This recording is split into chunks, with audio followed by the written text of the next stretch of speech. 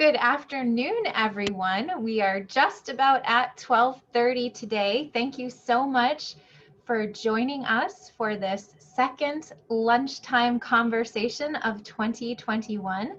My name is Ann Mason. I am the Executive Director of the Plymouth Antiquarian Society.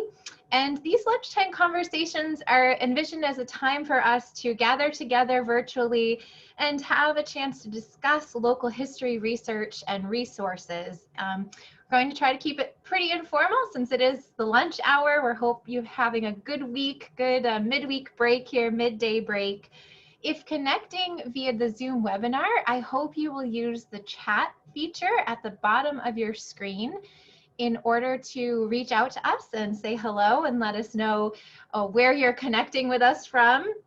We always like to hear your stories, and throughout this program, please feel free to use the chat feature to send in comments as well.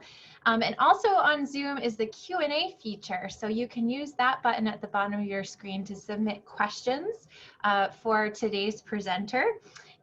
Or for me, I'm happy to take questions as well. So we are just delighted to have you with us. Before we begin, I do want to acknowledge our sponsors. So the Plymouth Antiquarian Society is responsible for 3 historic houses in Plymouth and a large collection of objects and archival materials.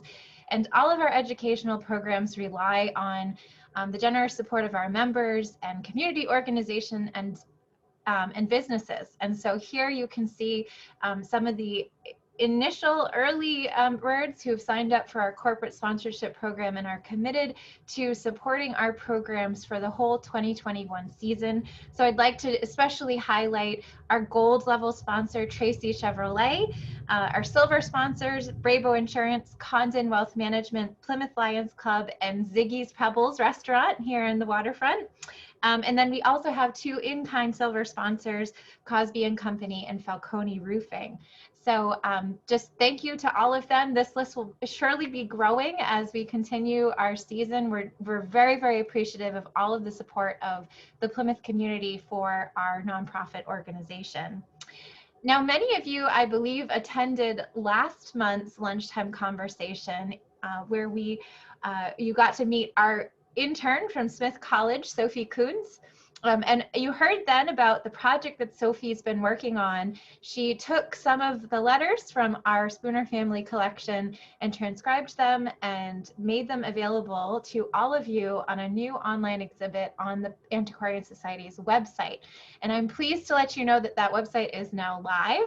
So the link is here at the bottom of this image, plymouthantiquarian.org/spooner-letters. So that's how you can get to that online exhibit and read the letters and see the other materials that we've made available there. The letters are from our collection. We've included some images as well, photographs of some of the individuals who wrote the letters, other archival resources that connect to the letters in some way, and you can also view the original digital scans of the original letters as well.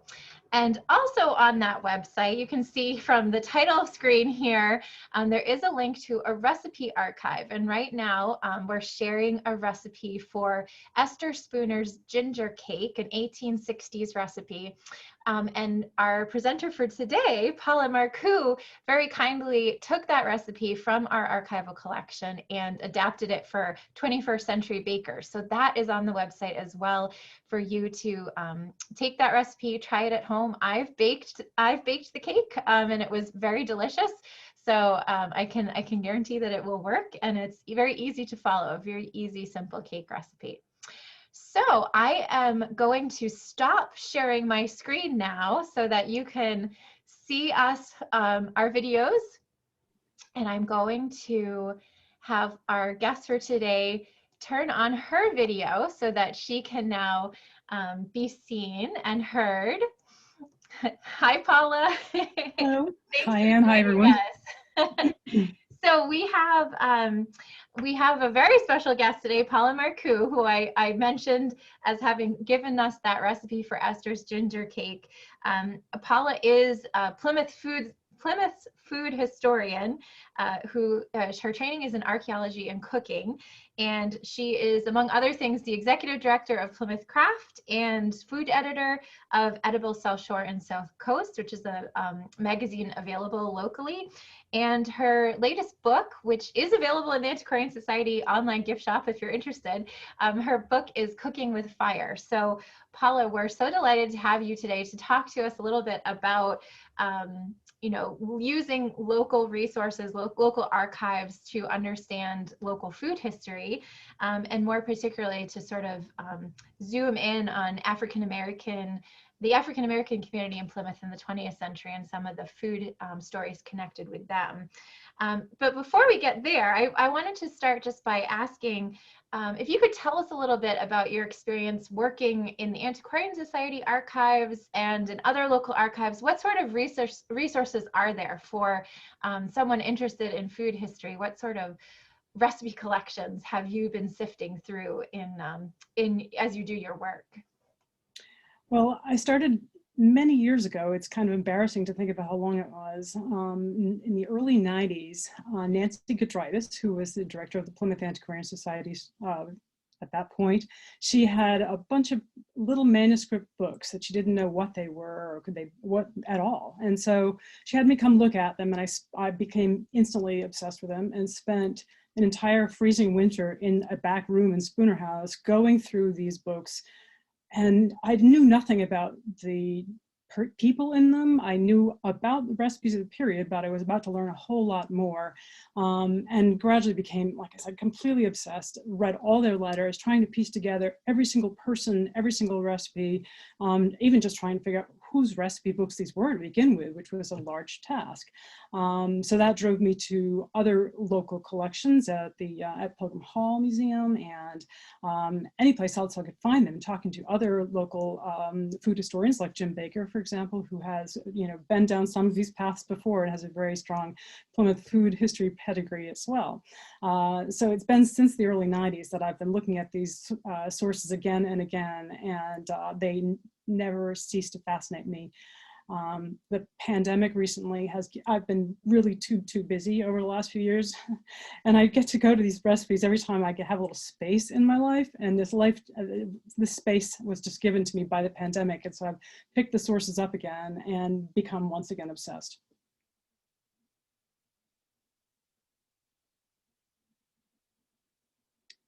Oh, Anne, I think you're muted. Maybe. I know. I'm so sorry. I was being so good. I said I'm going to mute myself while Paula's talking.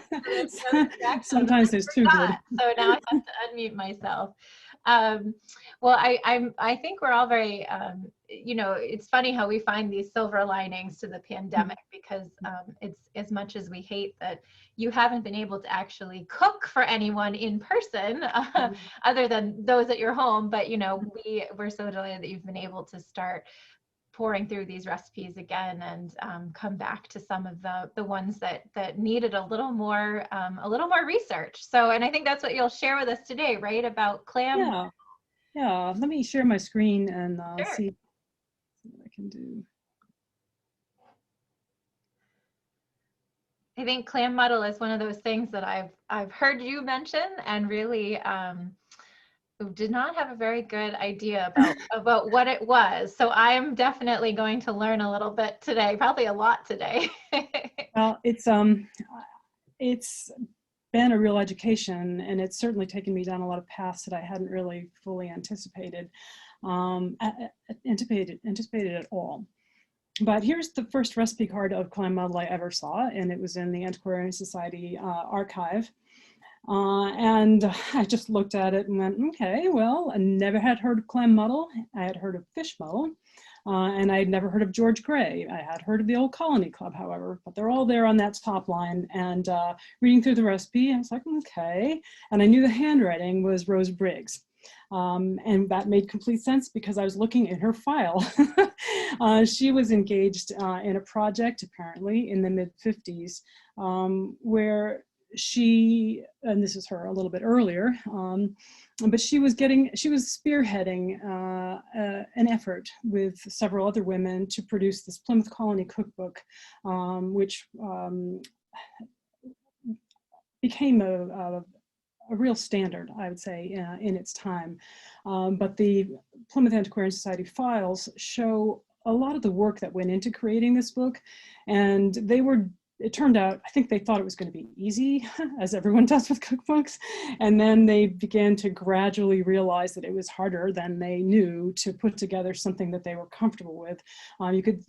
You can see them in the files just scratching their heads, leaning on their relatives, leaning on families, and eventually they were lowered to, I'm sorry to say, plagiarizing from 2 published works for a lot of the recipes in it. But that being said, there are many other recipes in there, including the Clam Model, that are from Plymouth sources, and maybe not quite what they're advertised as in the book, but certainly they're interesting recipes that that require and ask for more interrogation. So my first act was to look at that recipe card and see what I could learn from it. There are 2 people that are implied there, Rose Briggs and George Gray of the Old Colony Club. And the recipe connected those 2 people. That's all I knew, really.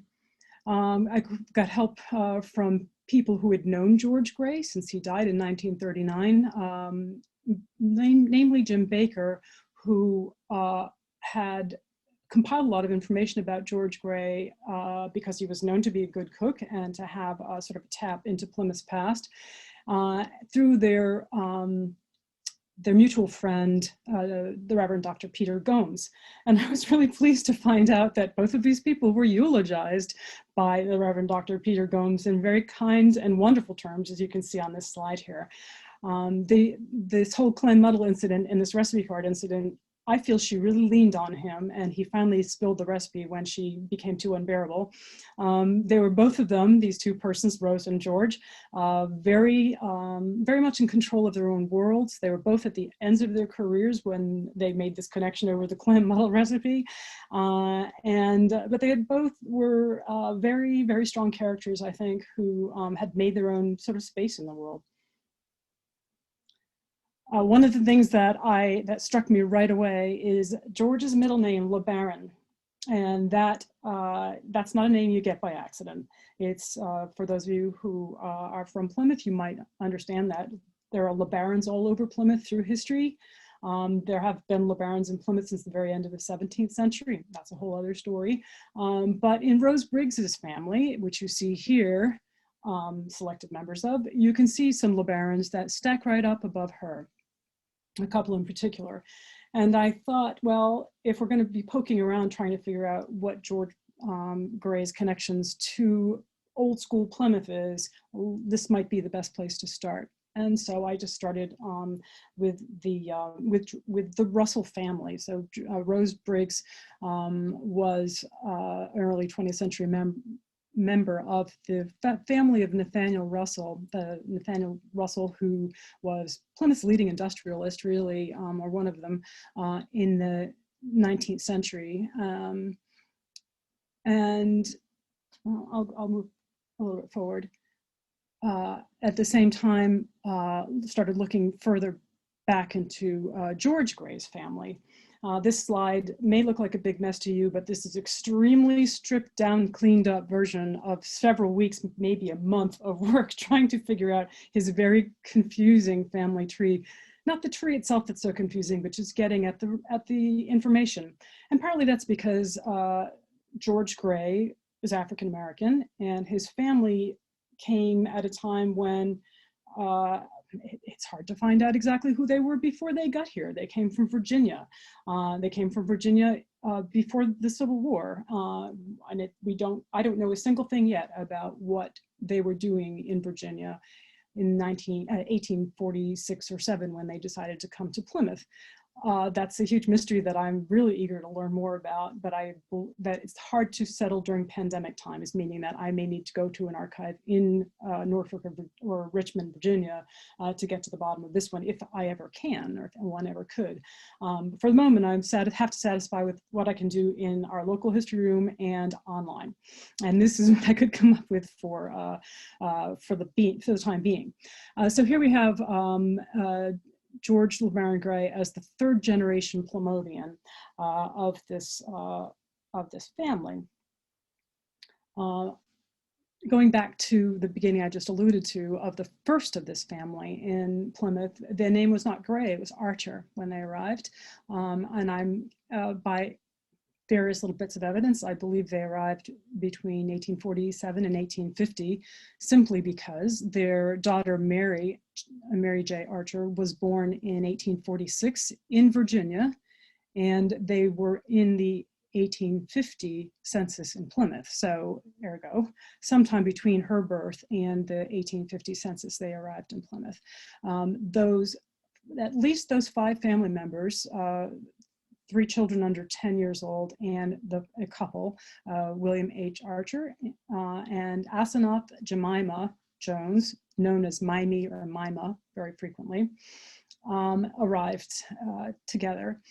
Their eldest son, James Parker Archer, who may also be the same person as Griffin Archer, I believe stayed here briefly. He was already known as a mariner when he arrived, but then shipped out, went someplace, and then possibly was in Virginia working through the remainder of the late 19th century. In any case, you have this nuclear family that arrives.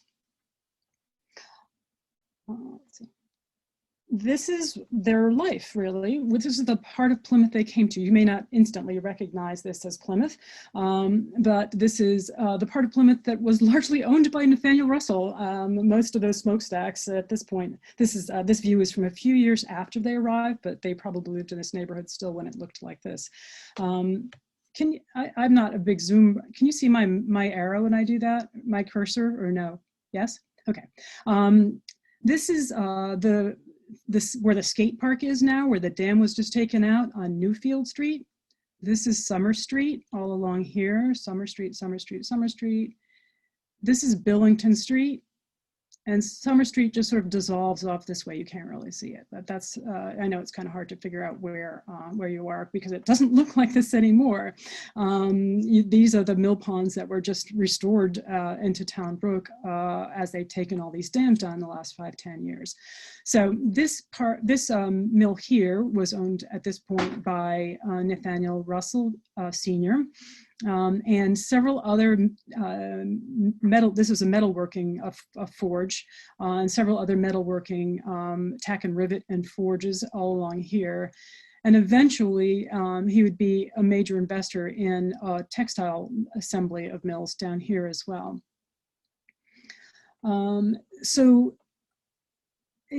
This is the most industrialized part of Plymouth, if you don't really count Plymouth Cordage. And I should also say that, speaking of the Russells, they also had a whole other complex of textile mills at Russell's Mills. So he was a major player in the industrial era of Plymouth.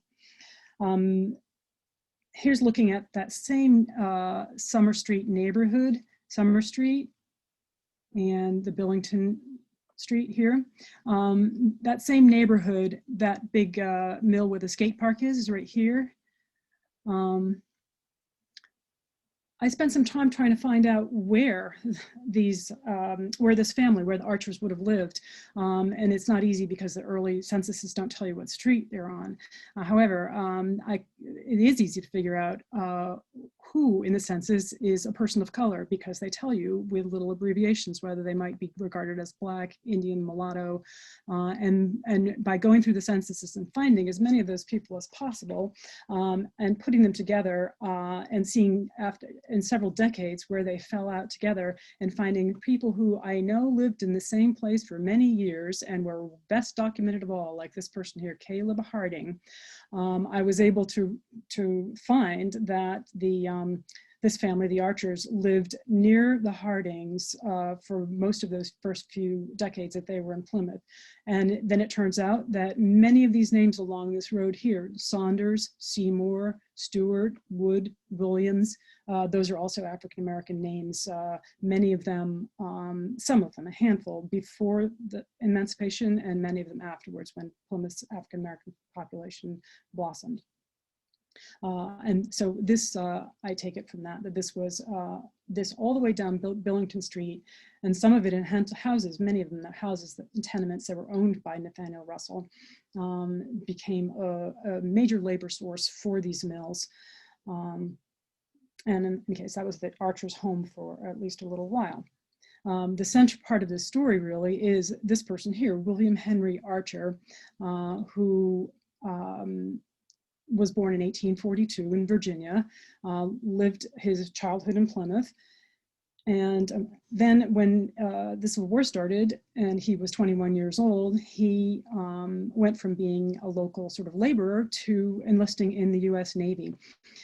This is an enlistment document from 1861, and it's terribly hard to see here, but this is basically the information on it, that he enlisted on the December 19th of 1861 for a 3-year term. This certainly checks out to be him, born in Virginia, 21 years old, eyes black, hair woolly, complexion mulatto, height 5'8". It's nice to know how tall he was. This is backed up by William T. Davis, who lists everyone who was recruited from Plymouth for the Civil War, who interestingly lists him by the name we know, William Archer, but does not mention William Gray.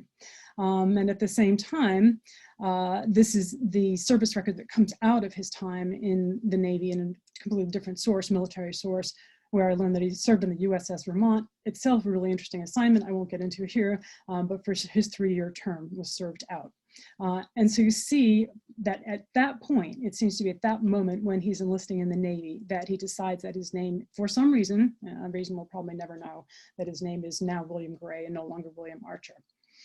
That is a major problem when you're trying to do genealogical research when there's no documented name change. So it's a little bit confusing. But he gets back home in 1865, and winter, like January 1865, is discharged from the Navy.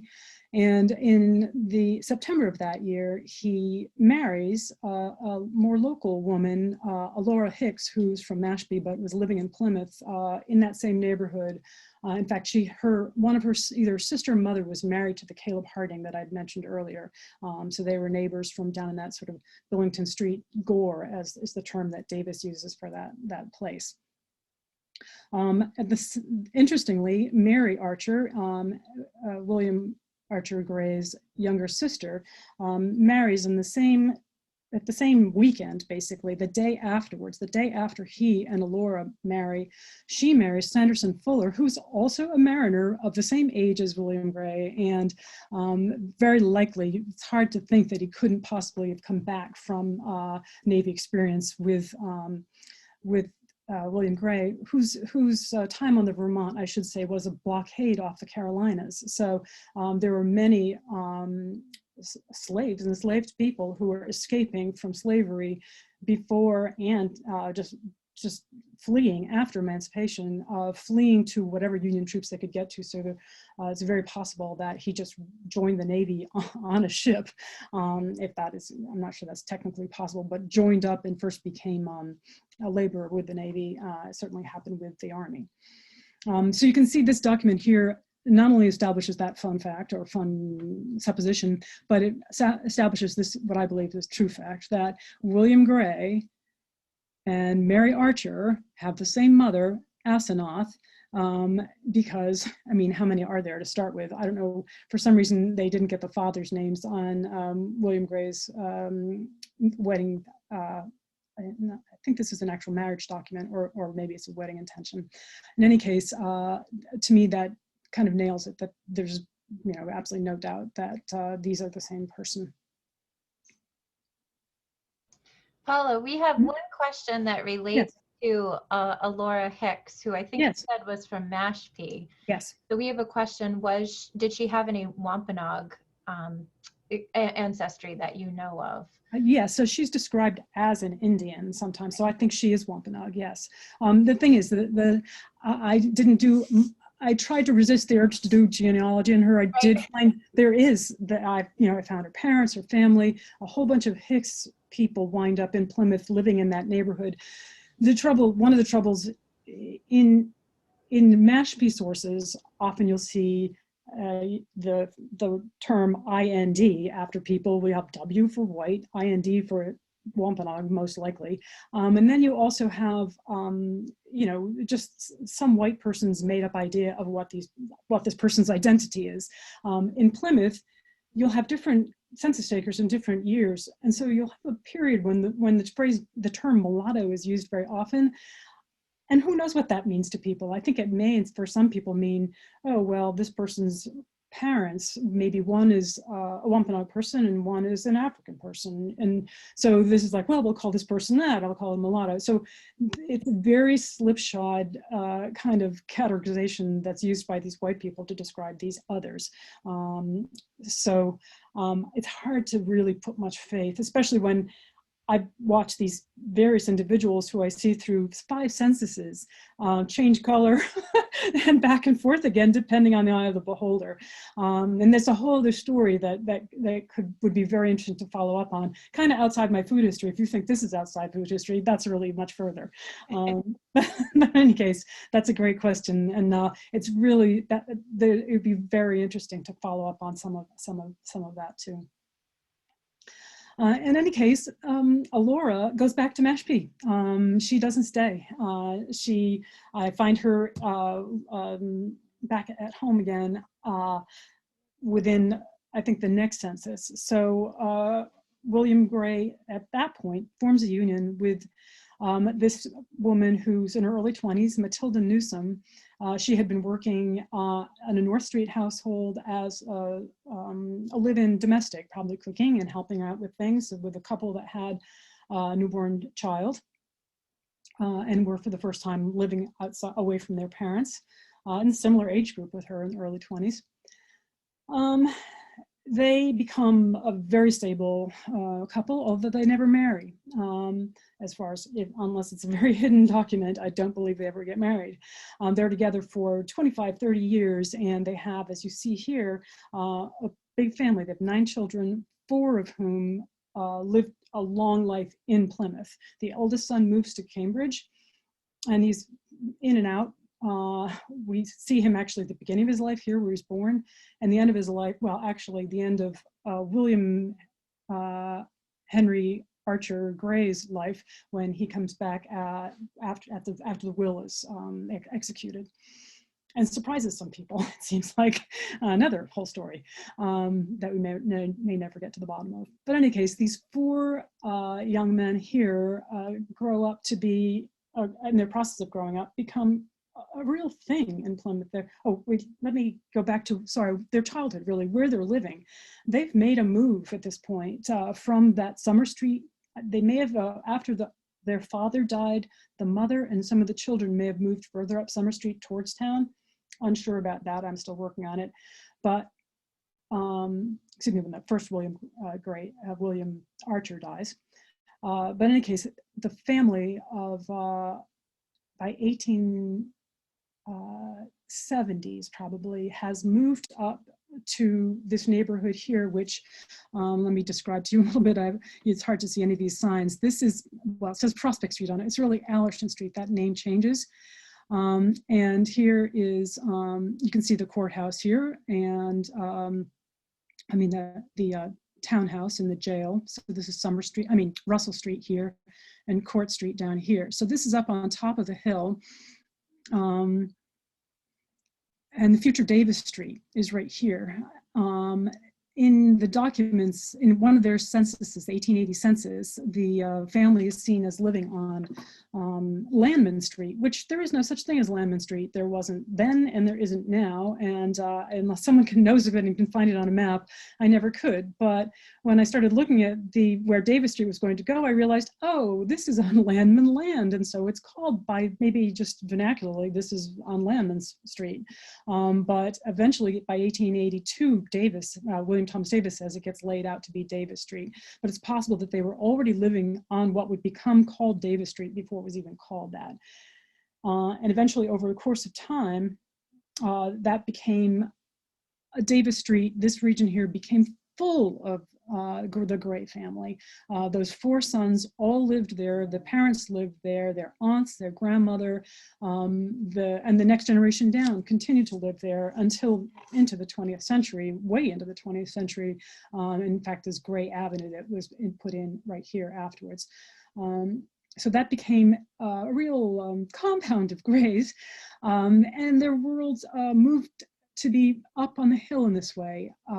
The Bethel AME Church, which many of the family, which William Gray was a sort of founding member of, and which many of the people of the family were involved in for decades, moved also from a kind of a repurposed shack on Billington Street up to this repurposed gymnasium on this sort of Seaver Street, or Seaver Extension it was called then. And that's where the Bethel AME Church is to this day.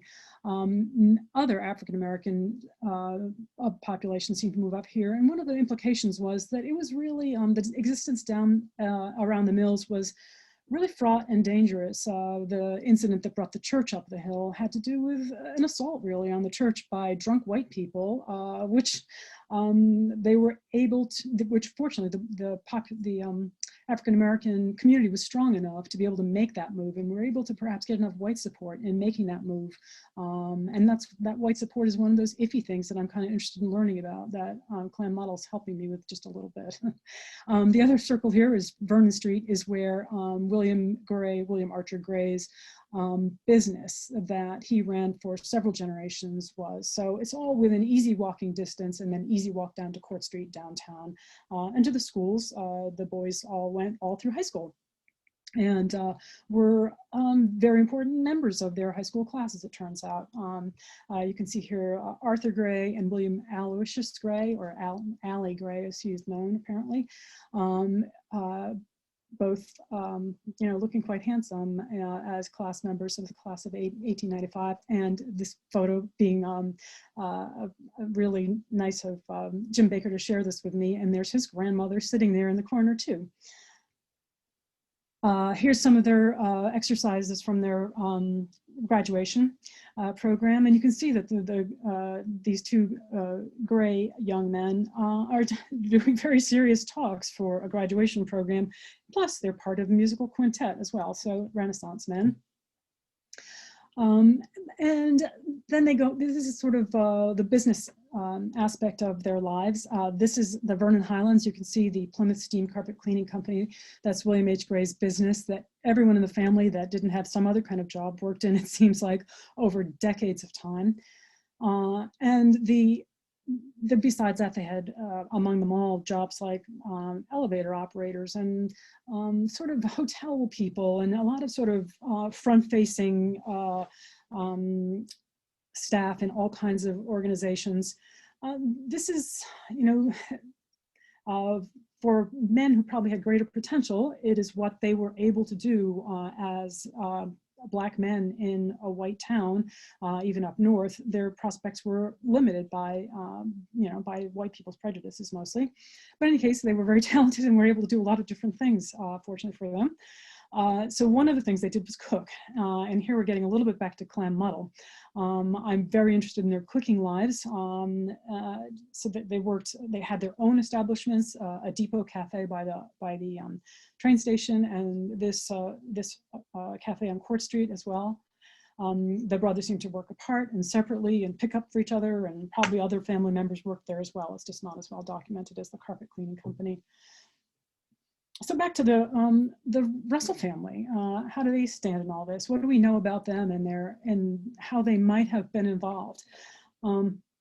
There's lots of ways that they could have been involved in, and that we know the stances that some of them had anyway towards slavery, anti-slavery.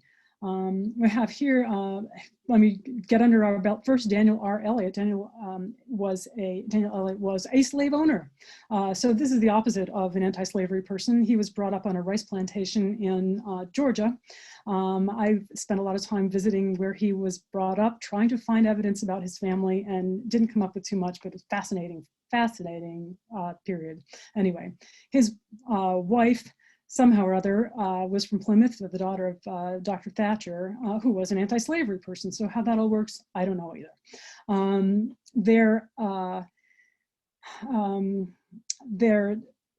They were the in-laws of Nathaniel Russell Jr. So who knows how that worked out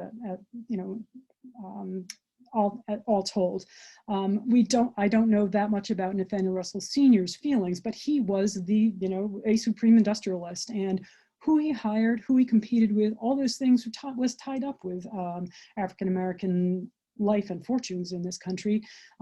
These Nathaniel Russells, who owned so many factories, had to consider the competition they had and the arrangements they had with Southern industrialists and Southern landowners and their unfair advantages through using slave labor, for one thing. And from all I've read about everyone in this family, they generally seem to have an extremely anti-slavery tenor, and various of them accommodate that in various ways. For some of them, it just is sort of an underlying thing. For others of them, like LeBaron Russell, it's a guiding principle, and he becomes a physician, and this is Nathaniel Russell Jr.'s brother, the son of Nathaniel Russell also, becomes a physician and an educator, and becomes a crusading and anti-slavery person, but even more crusading freedmen's opportunity person. He travels to, right after the Emancipation Proclamation during the Civil War, travels to DC and nearby Virginia and starts on the ground trying to figure out how to get Northern teachers teaching African-American children and adults how to read and write and how to do other practical things, understanding that the first thing that had to happen to give any kind of equity to these people was an education. So he's extremely invested in the freedmen's support movement. He also, well, I'll get to that later on. His brother-in-law and Rose Briggs's grandfather is an extremely strong anti-slavery Unitarian minister who's known all around our region for his preaching against slavery. His two sons, each in their own way, one is an educator and one is an employer, both have dealings, positive dealings with Black communities. Nathaniel Russell Jr., the third, he loses his life during the Civil War in an activity off the coast of Virginia, working for a geological survey, but at the same time, it may have also been as a spy mission, in my opinion. William Hedge was another in-law who was in the Civil War himself, which shows at least a dedication to that cause. And this couple here, this is Frank Russell and his wife, Emily. I'll get to them a little bit more. The next slide. You can see these here's a few of these connections sort of as they play out. There are actually more direct connections that I won't get into all of them, but I will get into this one because you can see it becomes a massive crazy spider web. But Frank and Emily, they were the couple on North Street who Matilda Newsom worked for. So the year before she became the partner of William Archer Gray, she was working in this household. And okay, so what? You know, she's working for them. Well, it's hard not to notice that their first daughter that they ever have, they name Emily Russell Gray. To me, that's meaningful. I'm not sure, you know, once again, it's just a name. It doesn't tell us that much, but you just don't name people that kind of thing by accident. And unfortunately, she died at a young age. She only lived to be 1 or 2, so very, very sad. So they never actually had any daughters that grew to adulthood. Let's see. So back to LeBaron Russell. He is the person that I want to have, I want George Gray to be named after. We're not really supposed to press history into our cause, but he is the one who makes the most sense to me and the one I have the greatest hunches about. Because as I mentioned to you, he was very involved in freedmen's support. And also he was, this is the craziest, another one of these Gray family genealogical or history problems for me. There's William H. Gray who was identified by a local early 20th century veterans group as having been wounded in action at Gettysburg. And this is an official biography that's associated with our William Gray, accidentally and incorrectly, I believe, and by a military, by a veterans group. Because the Navy documents are so strong, I believe they outweigh this information because he could not have been in these two actions simultaneously. However, the fact that Gray was wounded in action at Gettysburg and that LeBaron Russell was a physician at the battlefield of at Gettysburg is just almost too much for me to not want to have to mention to you here because it's just too great a coincidence. But I do believe it is only a coincidence. So back to the recipe. Yes, this was supposed to be about food. This clam mussel recipe, Clam Muddle recipe, I find in itself very compelling and interesting, but the really only way to learn about it is to make it. So we went to that straight away. That's not us. These are people in Plymouth who have been digging. You can see steamers, soft shell clams, which is the Clam of Plymouth. That's, if you've ever clammed around here, you know that. But where I go clamming, which is in Buzzards Bay, because that's where I live down towards that way, these are the clams we get. They're the hard shell clam, quahog, excuse me.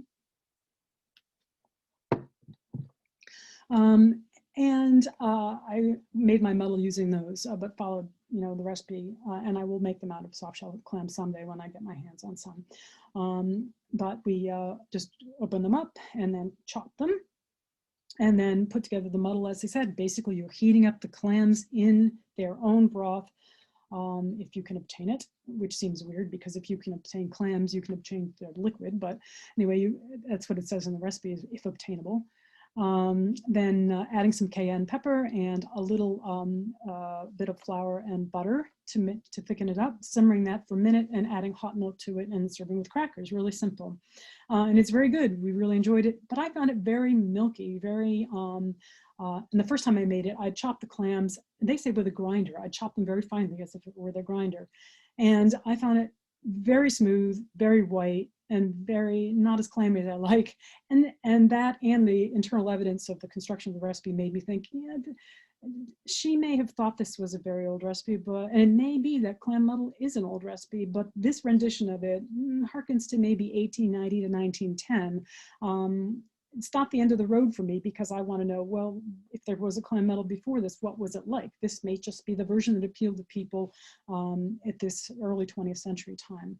And here's a little bit, from Rose Briggs. By the time this book came out, it gathers its own weight and authority so that everyone believes what's in it. And I think she was beginning to be nervous about that because you can see with a press inquiry, she responded, it's not what they did eat, but what they could eat, and kind of hedging kind of terms like that. Also, it's a very nice touch from the old days, and that's an interesting kind of hedge also, but I do like that she mentions a recipe that is not in very many hands, which almost kind of implies how much she had to lean on George Gray to get it from him. So my interest goes back to an earlier time. This is the menu that was served when the Old Colony Club met for the first time in 1769, so a lot earlier. But if you see on that bill of fare, there's a dish of clams, and there's not a lot of recipes. In fact, there's no recipes from that period as to what that dish of clams might be like. So I'm interested in finding the middle ground between the dish of clams that we're looking at from 1900 and the dish of clams from just before 1800. So for me, the best place to look is in recipe books of period. And here's some really simple vernacular recipes for clams that are even simpler, really, than the Clam Model. You're basically opening the clams, and one writer says round clams, meaning quahogs, and one writer says indicates long clams and prefers those, meaning steamers. They talk about roasting them as the simplest way to eat them. And then if you want to do more with them, you take them out of the shell, you heat them up in their broth, in their own broth, and then you thicken the broth with a little bit of butter and flour braided together, as they often say, maybe a little bit of pepper, and serve that on sippets of toast or on crackers. Very, very simple. Really, they're similar enough to the Clam Muddle, except for a few important things. Number one, the clams are not chopped up. Maybe the big ones are cut up a little bit if they're too, chokingly large. The next thing that's different is there's no dairy in it. Those are the main things, really. So not chopped. So then I looked a little bit further, slightly earlier recipe, American Frugal Housewife. The same type of recipe, but one interesting thing that she does differently, really the only different thing, is a little thickening of flour and water once you've taken the clams out, half a dozen slices of toasted bread, I made some brown bread for it, and pepper, vinegar, and butter to your taste. Salt not needed, that's for sure, because it's, you know, almost pure brine. But this little dollop of vinegar here, I added that jot of vinegar to it, and man, it was unbelievably velvety, delicious, and a tart salt sweetness from the clam balance, and sort of interesting sweetness from light sweetness, because I don't sweeten the brown bread very much at all.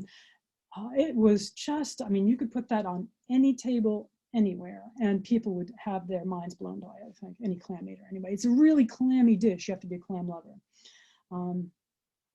So I will stop here with these wonderful people again and see if anyone has any questions or any other observations to make. I know this has been an awful lot and I've taken up a ton of time, but I'm hoping that some of you might be interested in making muddle, and I'll furnish Anne some recipes later on.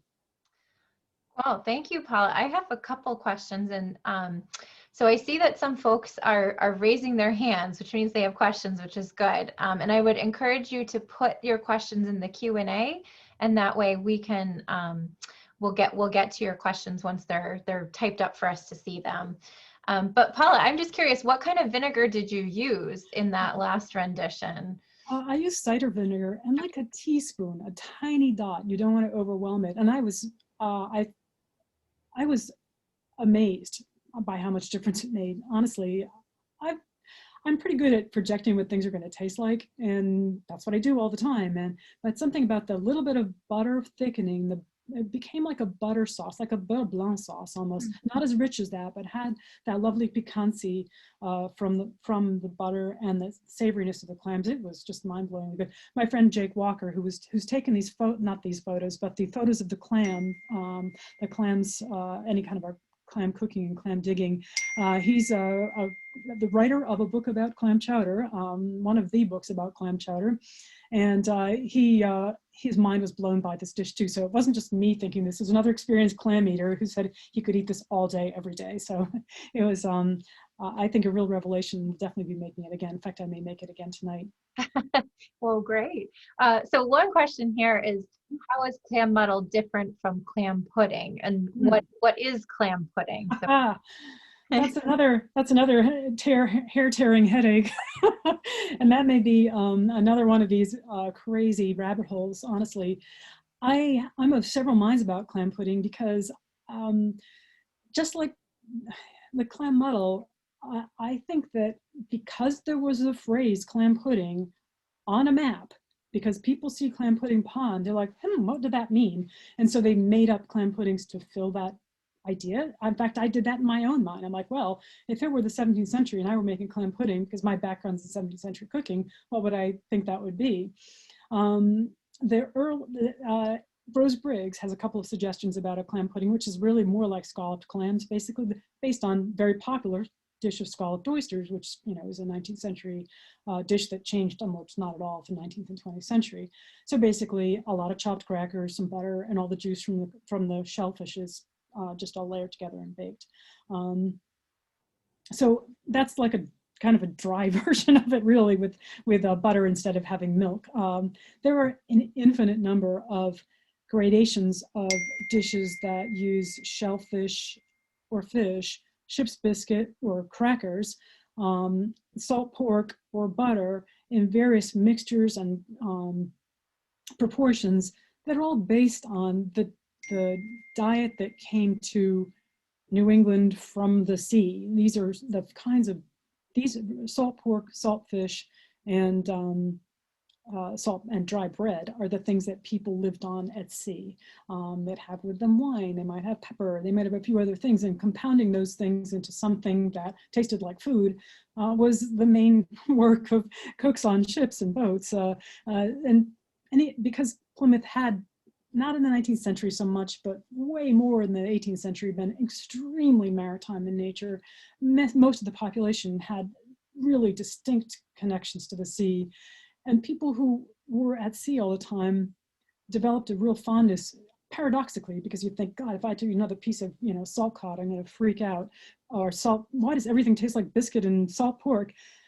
But you get a kind of Stockholm syndrome when you have a diet that's repeated and based on a very few ingredients that almost always people want to try to introduce into their regular lives. And I definitely see that happening all around the Atlantic world. It's not just here in Plymouth. You see that in the Caribbean, you see it in Nova Scotia and Newfoundland, you see it in Cornwall, and possibly in Portugal and Spain, of course, in France, so possibly in Africa as well. I just haven't had the time or ability to look at those places, but any place where people were part of that maritime Atlantic world of the 18th century, 17th, 18th, into 19th centuries, there's that similarity of foodways. There are dishes in the Caribbean that are identical, just because they're using the same ship stores as we have here. Huh. Well, this is, I think, a related question, but looking more at the term muddle. So what does muddle actually mean, or do you know the origins of that? And then can you make muddles out of other fish or meat? And how does a muddle relate to a chowder? So we have clam muddle, clam pudding, clam chowder. Yeah. Those are excellent questions, and that's another whole chapter, but one I have a better grasp on than the old pudding. The clam muddle, fish muddle, was an honest-to-God 19th century real unique Plymouth dish. I'm pretty confident of saying that more than almost any other food, except for maybe Plymouth succotash, which had relatives all over the place. But Plymouth fish muddle has scant documentation, but what it has is solid. So William Thomas Davis gives us a really great discussion of it, because he's a wonderful wonderful historian of vernacular life. Even though I think he thinks it's somewhat silly, he still really respects those important, the important texture of life in the past. So one of the things he brings up is fish muddles and how they were preferred by real seafaring men and really real people who loved fish. And he describes it as a chowder, but with no potatoes and less liquor. Again, less moisture, and chowders at his period were less likely to have milk in them than they are 10, 15 years later. So through the 19th century, chowder might be just based on the broth from the fish, and that's the broth that had come from making, frying onions in pork fat and so on. The muddle just eschews a lot of that moisture, and often use a large whole fish or a big fish just cut into a couple pieces and put on salt pork that had been tried out. So just cooked in that fat with a little bit of water and sort of steamed on it. And that was another one of those dishes that I read the recipe, and there's a recipe in the Antiquarian Society collection that was written by your own Frona Spooner, who moved from Vermont, and so as a new bride had to learn Plymouth dishes, so wrote down how to make the dishes everyone else knew how to make. So that's why Frona Spooner's recipe book manuscript is one of those Rosetta Stones for Plymouth cooking, as far as I'm concerned, because she had to write down all those things that every other girl learned when she was 8. So she's learning it when she's 24, and she has to write down succotash, she writes down fish muddle, how to make chowder, all kinds of important Plymouth recipes. So in any case, her muddle tallies exactly with what Davis talks about, and it doesn't look promising to me. It's really just what I just said. You try out some salt pork, you throw a fish in there, put the lid on, and voila. But it is delicious. It's just really good with a good fish and homemade salt pork, so it's really clean and wonderful. It is just wonderful. So that gives me some hints about the clam muddle that I didn't really get into before. We're dealing with whole large things, not just minced up bits. So that idea of supporting the whole clam and sort of relating to those dishes of clams from the 19th century. The few ingredients, maybe salt pork, could be in a clam muddle, hard to know, but there are no recipes for the clam muddle except for that late one that's on the recipe card there. So I'm extrapolating again, and that's what I do, but I'd like to feel really firm in my extrapolations. I don't like to make things up out of whole cloth. I like to have, be able to triangulate towards what I think it should be. But I think a muddle is definitely a dish that should be making a comeback. I really would support people making that. And I'll send you, as part of the recipes for this, I can give you the Frona Spooner codfish muddle, which anyone can follow. It's very easy. Wow, thank you. I think just one question I had, and some of the attendees today may not be as familiar with the Old Colony Club. So I wonder if you could just sort of give a little brief description of what the Old Colony Club was. So you showed the menu from 1769, yeah. And then, you know, here's George Gray there in the 1950s. And so what was his role in the Old Colony Club? I think you mentioned that he was steward there. So, so just a little bit about that. Yeah, it's really interesting. It's, you know, thought of as the first men's club in the country. Basically, it was a social literary society that very, very small. It was started out with only I think 7 men in it for the first Old Colony Club or Old Colony Day dinner that they had on December 21st, 1769. That was a group of elite Plymoutheans who were just interested in having sort of a group that was focused on good times and good food and drinking and conversation that was not, I think, not too roisterous, I guess. I don't know if that's a word, but one of the reasons they wanted to form this club was to get out of the taverns. So this goes on for a little while, but only for a few years, because it turns out that half of the members of the club were of very strong mind to rebel against the British government, and the other half were loyal to the British government. And so this sort of pro-crown and anti-crown faction came to no good at all, and the entire club blew up before 1774. But then it was reinstated in the late 19th century. I can't remember exactly the date. And very early on in that reinstatement is when George L. Gray became their club steward. And in that job, he figured out their menus with them. He cooked their food or hired cooks and worked with cooks to produce their food if they were cooking for a lot of people. It seems like he re-shingled the house. I mean, he helped, you know, replace the lighting fixtures. I mean, he did all this kind of stuff. Looking at the club records, he was involved in all kinds of things. He was described as being perennially at odds with like their buildings and grounds committee, and you know. But when he said, "I need a raise," they're like, "Okay," you know. They just gave him a raise. Whenever he said, "I need an assistant," they clearly did what he wanted, because they realized we would fall to pieces without this guy. So he did that job for 30 odd years, retiring. In fact, by the time he gave that recipe card to, by the time he gave the recipe to Miss Briggs, he had already been retired for 5 or 6 years. But he really pulled that club together and was a huge part of it. He was called Uncle George by all kinds of people. I think the younger members of the club called him that. And the African American, the next generation down, that would be Peter Gomes's generation, lived in awe of him and his brothers, apparently, and took, you know, kind of hints about how to behave, maybe got the talk from them about how to, you know, how to be around white people and you know, make your way without, you know, losing too much dignity and staying, you know, out of prison and not get hurt. All those important kinds of talks that kids look to their entire community for, not just their parents. So those 4 men were very important. And George Gray, in his time at the Old Colony Club, was sort of a front-facing among Plymouth's elite, front-facing African-American, if you can put it that way, somebody who had very intimate dealings with these people on a day-in, day-out basis. And so he would have been making Clam Muddle for them. Yes, for their dinner. Peter Gomes mentions it specifically, and in fact, in that little eulogy, he mentions it in his eulogy. The Clam Model that's on that little slide at the beginning. He made a mean Clam Model. So and it also may be that he did not pass on every inch of that recipe to Rose Briggs. I get the feeling that their relationship was not as smooth as it might be, and so he might have held back on some important details.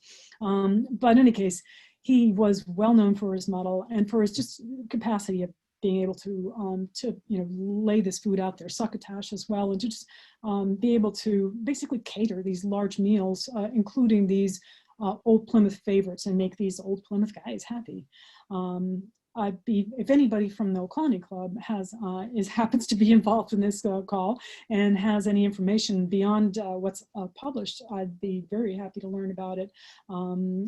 Peter Gomes himself said that he tried very hard to get George Gray's niece, Helen, continued providing food. Her son, I believe I've got the 20th century is a muddle to me, but some family member apparently has her cookbooks, and Peter Gomes is trying to, get them to share with him, and eventually they stopped taking his calls.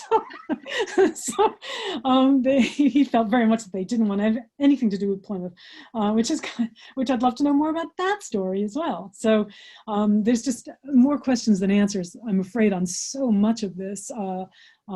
But it's that's the thing with any history that's worth learning, is that you can only ever get to the surface of it, I'm afraid. Yeah.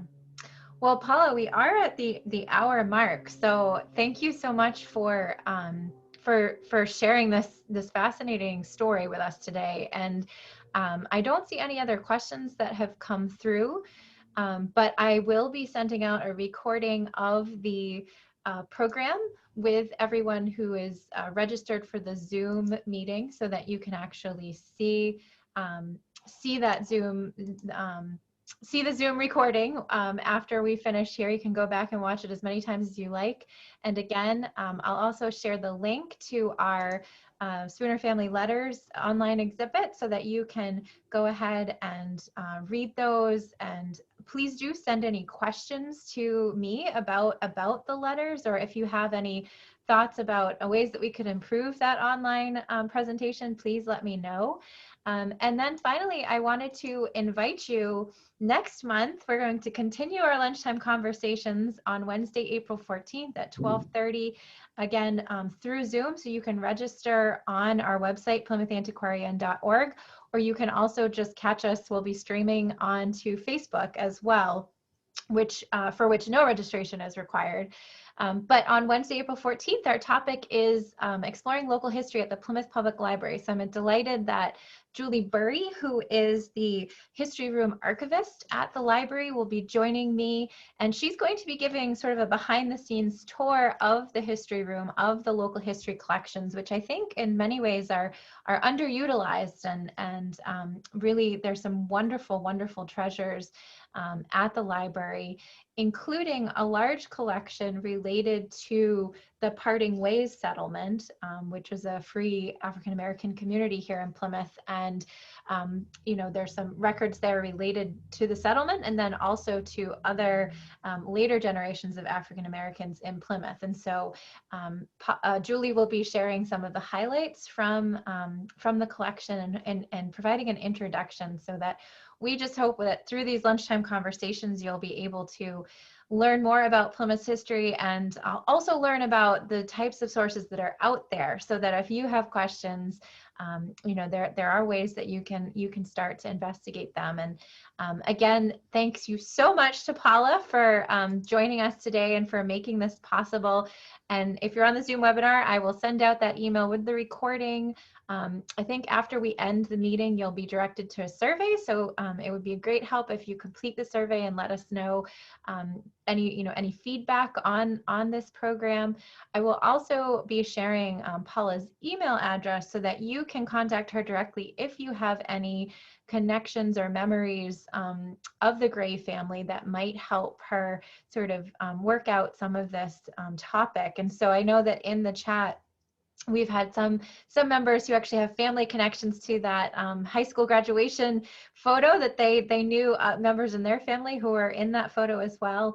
And then we know some who have other connections to later generations of the Gray family. So we hope we can continue this conversation. And Paula, thank you for all the work that you do to, again, bring local history to life, and especially to recreate the food, the dishes of Plymouth's past, which we hope that in the future, not too distant future, we'll be able to join together again and share food in person. So be well, everyone, and see you next month.